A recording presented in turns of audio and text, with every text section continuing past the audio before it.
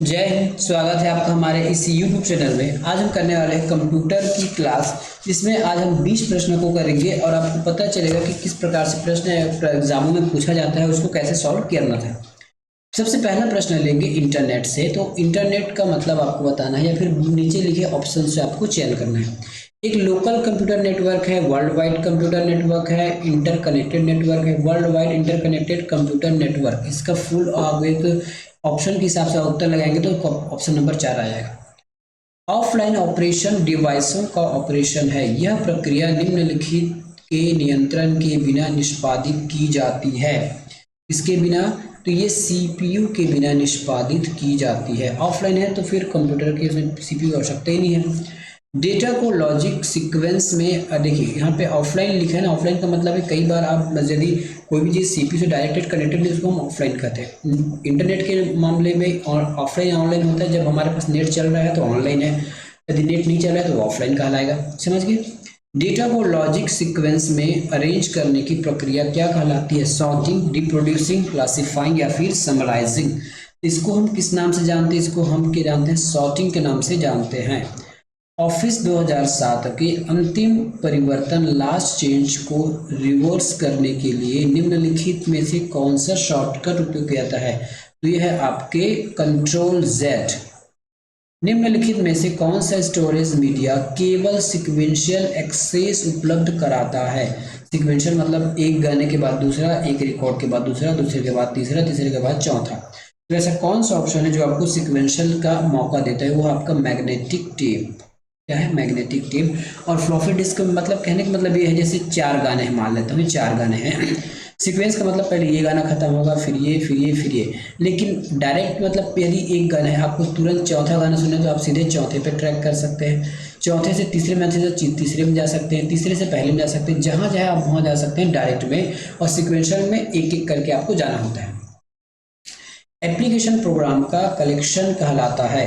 Application program का collection क्या कहलाता है? तो वो सॉफ्टवेयर के नाम से जाना जाता है। कंप्यूटर सिस्टम को स्टार्ट या रीस्टार्ट करने की प्रक्रिया क्या कहलाती है? इसको हम किस कहते हैं? बूटिंग के नाम से जानते हैं। बूटिंग के नाम से इसको हम जानते हैं। निम्नलिखित में से कौन सा आउटपुट डिवाइस नहीं है? Headphone, monitor, plotter, mouse. Mouse हमारा इनपुट है तो उत्तर यही हो जाएगा। अगला प्रश्न, निम्नलिखित में से कौन सा एक पिक्टोग्राम है जो नेविगेशन में सहायता देने के लिए कंप्यूटर स्क्रीन पर डिस्प्ले होता है? Option number 3, icon.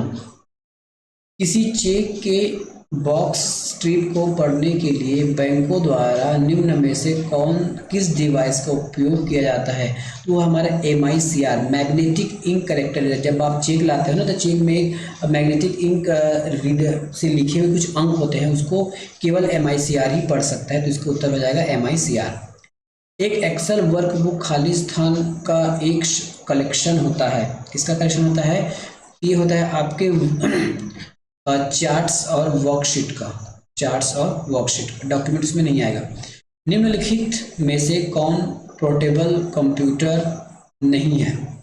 कौन से पोर्टेबल कंप्यूटर नहीं है? तो डेस्कटॉप को एक दिशा ले सकते हैं, लैपटॉप को ले जा सकते हैं, नोटबुक, पर्सनल डिजिटल असेंशन। इसमें आपके पोर्टेबल कंप्यूटर कौन सा नहीं है? तो इसका उत्तर क्या लिया गया है? केवल डेस्कटॉप को ले लिया गया है।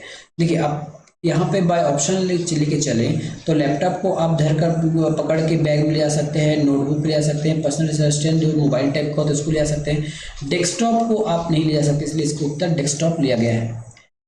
एक टिपिकल नेटवर्क में सबसे महत्वपूर्ण या अधिक प्रभावशाली कंप्यूटर है, ठीक है, कौन सा कंप्यूटर है वो? तो डेस्कटॉप बिल्कुल नहीं, नेटवर्क साइट बिल्कुल नहीं, इंटरनेट से जुड़ा है बिल्कुल नहीं। Network server.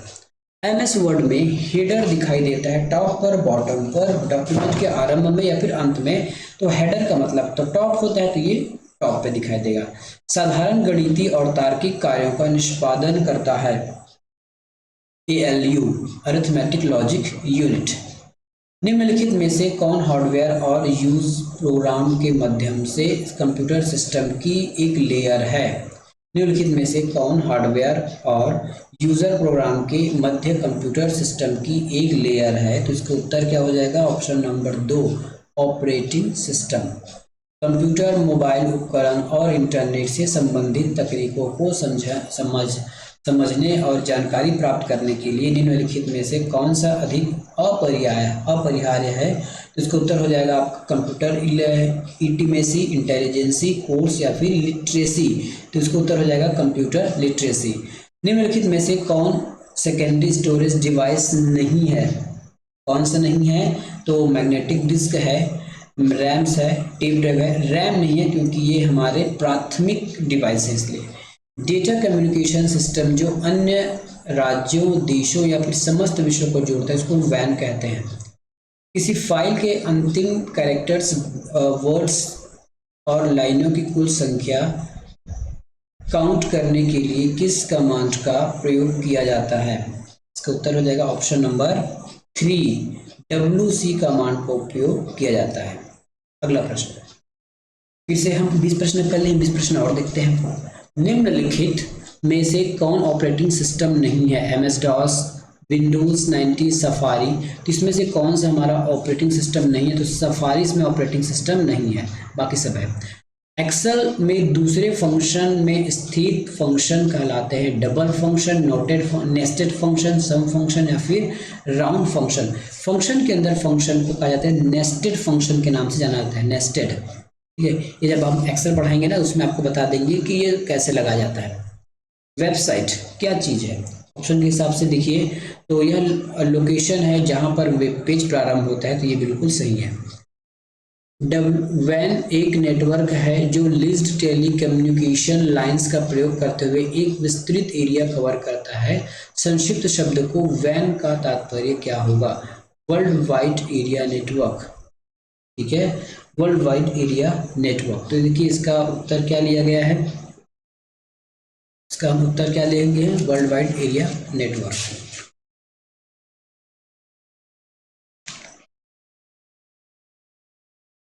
Option number 2 wide area network इसको लिया गया है, वर्ल्ड वाइड तो है नहीं, WW है नहीं, तो ये हो जाएगा आपको wide area network. Computer instruction को प्रोग्रामिंग लैंग्वेज में लिखने की प्रक्रिया क्या कहलाती है? ठीक है, कंप्यूटर प्रोग्राम में कंप्यूटर इंस्ट्रक्शन को प्रोग्रामिंग लैंग्वेज के में लिखने की प्रक्रिया को क्या कहा जाता है? तो इसको हम कहते हैं ऑप्शन नंबर 4 कोडिंग कहलाता है। कोडिंग। मेमोरी का कौन सा भाग डेटा के लिए अस्थायी रिपोजिटरी के रूप में काम करने की प्रतीक्षा करता है? इसका उत्तर क्या हो जाएगा? Option number 6 cash. वायरस का क्या तात्पर्य है? ठीक है, वायरस का क्या तात्पर्य है? तो vital information resource under seize इसका फुल फॉर्म होता है। कई कंप्यूटरों में ALU का भाग है। संक्षिप्त ALU क्या का तात्पर्य क्या चीज़ है? ALU का तात्पर्य क्या चीज़? Arithmetic logic unit. BIT का तात्पर्य क्या होगा? BIT का तात्पर्य हो जाएगा बाइनरी डिजिट। जावा एक खाली स्थान है, इसका ऑप्शन यहाँ पे आपको मिलेगा। जावा क्या है? तो हाई लेवल प्रोग्रामिंग लैंग्वेज है जावा।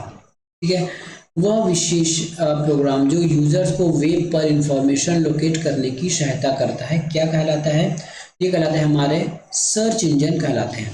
निम्नलिखित में से कौन एक कंप्यूटर प्रोग्रामिंग लैंग्वेज नहीं है? बेसिक है, जावा है, C++ है, MS एक्सेल नहीं है। MS एक्सेल में वर्कबुक का एक संग्रह है। MS एक्सेल वर्कबुकों का एक संग्रह है। किसका? वर्कशीट का। इसका संग्रह है वर्कशीट का। वायरस, वॉर्म इत्यादि का वर्णन करने के लिए किस एक शब्द का प्रयोग किया जाता है? तो कौन सा ये शब्द? मालवेयर। क्या है ये? मालवेयर है। वह कंप्यूटर प्रोग्राम जो असेंबली लैंग्वेज को मशीनी लैंग्वेज में परिवर्तित किया जाता है, इसको हम असेंबलर के नाम से जानते हैं। कैसेट टेप से रिकॉर्ड प्राप्त करने के लिए किस एक्सेस मेथड का उपयोग किया जाता है? तो हो जाएगा आपका सिक्वेंशियल 1/1। HTTP से क्या तात्पर्य? Hyper text transfer protocol. यहाँ पे ऑप्शन नंबर 2 में हाइपर टेक्स्ट ट्रांसफर प्रोटोकॉल। किसी डॉक्यूमेंट के बॉटम को मूव करने के लिए क्या प्रेस किया जाता है? तो ऑप्शन नंबर 3 कट एंड। निम्नलिखित में से कौन विशिष्ट रूप से वेबसाइट की पहचान करता है? कौन करता है वेबसाइट की पहचान?